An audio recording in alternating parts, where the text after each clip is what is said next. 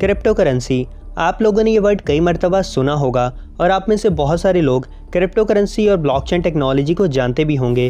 खैर, क्या आप ये बात जानते हैं कि अगर आप 2010 में कुछ बड़ी बड़ी कंपनीज़ में अपना $100 इन्वेस्ट करते तो 10 साल बाद यानी कि 2020 में आपको क्या प्रॉफिट मिलता?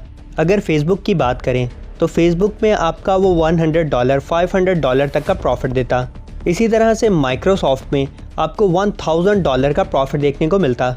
इसी तरह से वीज़ा में $1.7 और एप्पल में यही प्रॉफिट $2400 होता और अमेज़ॉन में ये प्रॉफिट $3300 के करीब होता। तो ये प्रॉफिट बहुत ही ज़्यादा है। मगर इन सब से हटकर एक चीज़ ऐसी भी थी जो कि आपको लाखों गुना ज़्यादा प्रॉफिट दे सकती थी। जी हाँ, बिल्कुल दोस्तों, अगर आप 2010 में $100 की इन्वेस्टमेंट क्रिप्टो करेंसी में करते तो ये 2020 में यानी कि 10 साल बाद $9.2 मिलियन बनते थे। ये सुनकर आपको ज़रूर धचका लगा होगा। तो आज की इस वीडियो में हम इसी क्रिप्टो करेंसी के बारे में जानने वाले हैं कि क्रिप्टो करेंसी क्या होता है और ये किस तरह से वर्क करती है।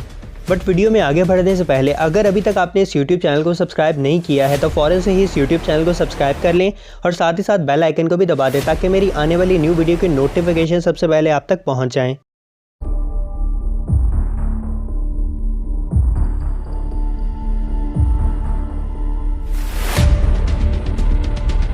चलिए तो guys, let's get started. Guys, crypto currency दो वर्ड के मिलाप से बना है। पहला क्रिप्टो जिसका मतलब सीक्रेट और दूसरा करेंसी जिसका मतलब पैसा है।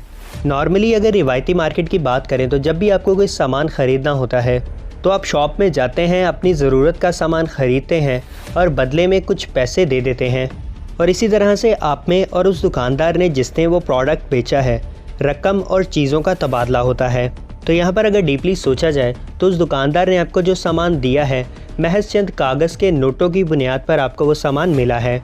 अब आपको और उस दुकानदार जिसने नोटों के बदले आपको ये सामान दिया है, आप दोनों को पता है कि इस नोट की एक वैल्यू है जो कि कुछ सेंट्रलाइज इदारे जैसे कि बैंक्स और गवर्नमेंट के हाथों में है। और अगर इस नोट या फिर इस नोट की वैल्यू को कुछ होता है तो इसमें सेंट्रलाइज इदारे जैसे कि बैंक और गवर्नमेंट ज़िम्मेदार होगी।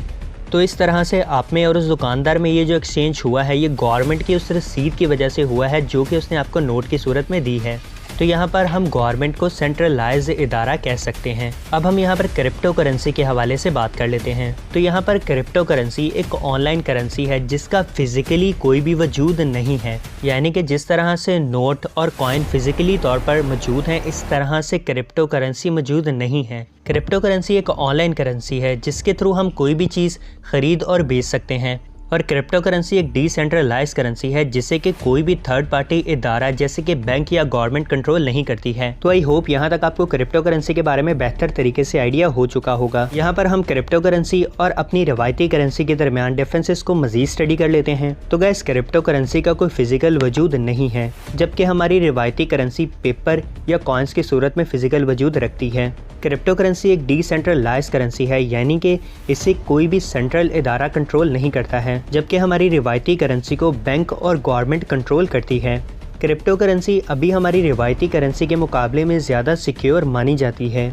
मगर यहाँ पर सबसे बड़ा सवाल ये पैदा होता है कि क्योंकि क्रिप्टो करेंसी एक ऑनलाइन करेंसी है तो क्या कोई भी शख्स इसे हैक नहीं कर सकता है, या फिर ऑनलाइन करेंसी होने की वजह से कोई भी शख्स इसकी रकम की वैल्यू में चेंजिंग नहीं कर सकता है और कोई भी शख्स इस ऑनलाइन करेंसी की रकम की वैल्यू को अपने फ़ायदे के लिए बढ़ा भी तो सकता है। और आखिर ये करेंसी लोगों को इतना ज़्यादा प्रॉफिट कैसे दे रही है?